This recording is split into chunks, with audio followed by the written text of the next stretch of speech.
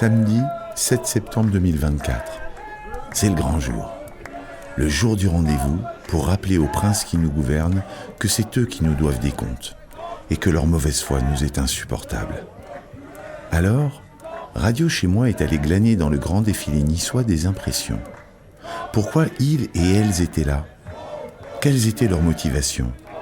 Et aussi, comment ils imaginaient les futurs rassemblements pour les rendre encore plus beaux et encore plus impactants. Ça fait 2 mois qu'on est d'accord sur le nom de Lucie Castet pour avoir un gouvernement de nouveau Front Populaire, que nous on est au taquet pour travailler parce que y a énormément de choses à faire dans un pays qui est à genoux, quoi.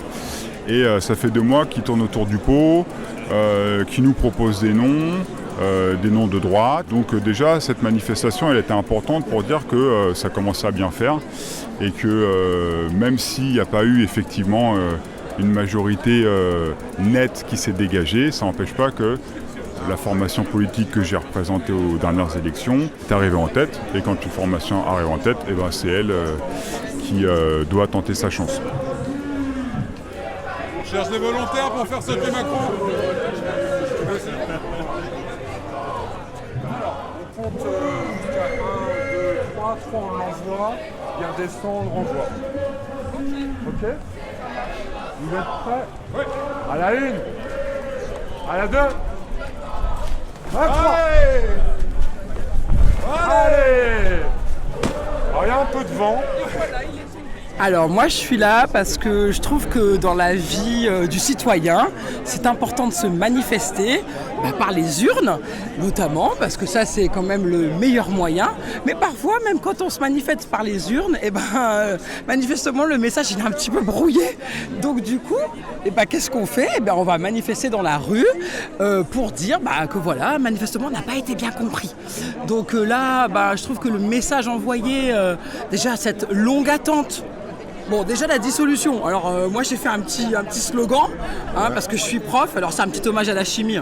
Donc j'avais mis en chimie, on dissout dans une solution. Et d'ailleurs ça fait bloc. Et en politique, on dissout sans solution manifestement. Et ça fait flop. Ok. Il y a aussi un petit autocollant d'attaque. Ah oui, alors oui, ça c'est... ça c'est important pour toi aussi. Alors oui, mais j'allais dire... Alors ça c'est une consoeur, on va dire, qui est venue, qui m'a dit « Ah, j'adore, allez, hop, je te donne un petit autocollant. » Okay. Donc j'aime bien le côté fraternel, voilà, où on se retrouve pour une cause, pour une lutte. Et ça, c'est vrai que ça crée du lien, et c'est important dans les sociétés qu'il y ait du lien, beaucoup de liens. Parce que le lien, ça fait qu'on n'a pas envie de tout détruire, on n'est pas nihiliste, on a envie d'avancer quelque part. Bien sûr que ça ne change pas tout, voilà, on sait qu'on est dans la rue. Mais moi, je trouve que dans la vie, quand on a la niaque, ça finit toujours par payer. Si on est défaitiste, en fait, on est un peu mort. Voilà, donc il faut rester vivant.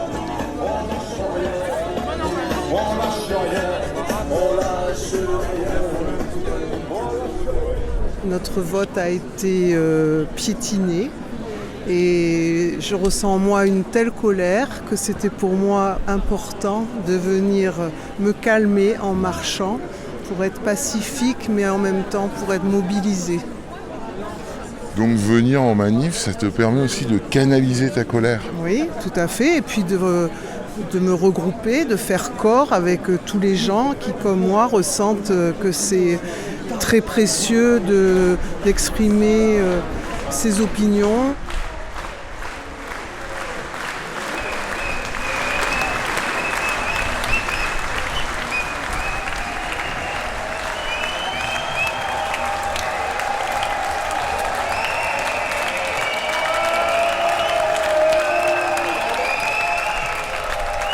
La motivation pour y aller, il faut que ça soit festif, il faut que les gens aient envie de venir, que ça soit festif, combatif. Moi, il me semble qu'il faut venir en famille. Alors, il faut quand même reconnaître qu'on n'a pas été aidé ces dernières années.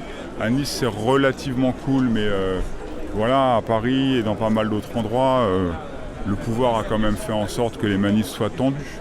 Donc les gens venaient plus en famille, il y avait des gens qui avaient peur de revenir, et évidemment ça faisait des manifestations compliquées, même pour les gens qui avaient l'habitude de manifester.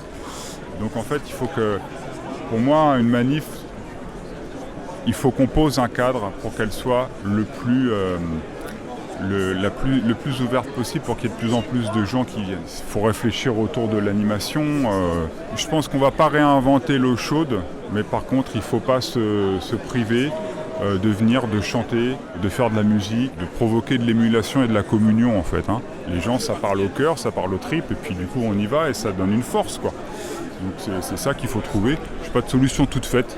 C'est un moyen de se compter aussi finalement, c'est un moyen de se voir au-delà des réseaux sociaux par exemple. Ouais, c'est ça, et d'avoir envie de revenir. Le SPIC à 1600.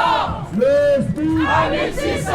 Mon revenu pour les jeunes. Mon revenu pour les jeunes. Je pense qu'il faudrait qu'il y ait plus de musique et peut-être il faudrait que les médias soient beaucoup plus participants pour faire connaître ce qui se passe et peut-être donner aussi des moyens pour les gens qui sont un peu plus loin pour se rassembler.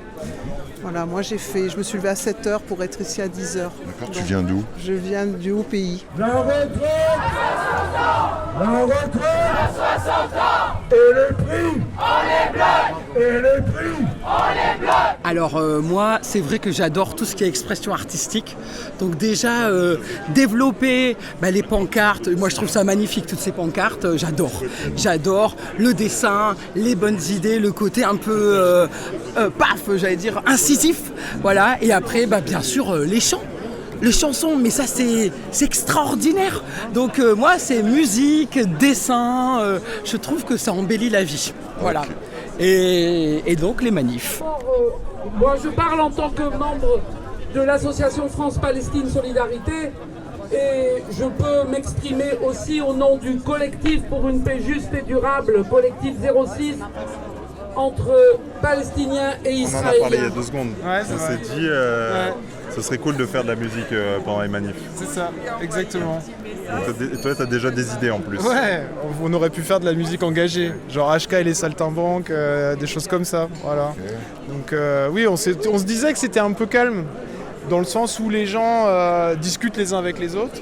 Ce qui est bien, parce que c'est aussi un lieu d'échange, la manifestation, c'est pas que un lieu de revendication, même si c'est à la base pour ça. Mais c'est vrai que c'est sympa aussi quand il y a de la musique, quand les gens peuvent danser ensemble, quand en fait on peut aussi libérer ce qu'on a comme mauvaise émotion en fait, au fond de nous, la colère, la frustration, puis aussi l'incertitude sur l'avenir. C'est beaucoup de choses qui sont troublantes et ouais, danser, communier avec les autres, c'est aussi une manière de l'exprimer et de s'en libérer, quoi.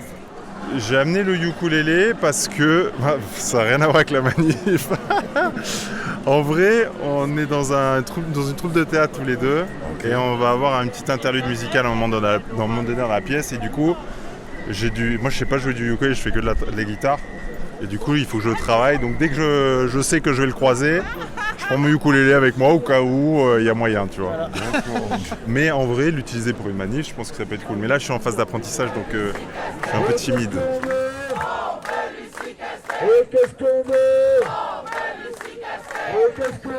C'était Instantané, la petite photographie radiophonique de Radio Chez Moi. Nous étions aujourd'hui dans la manifestation niçoise du 7 septembre 2024.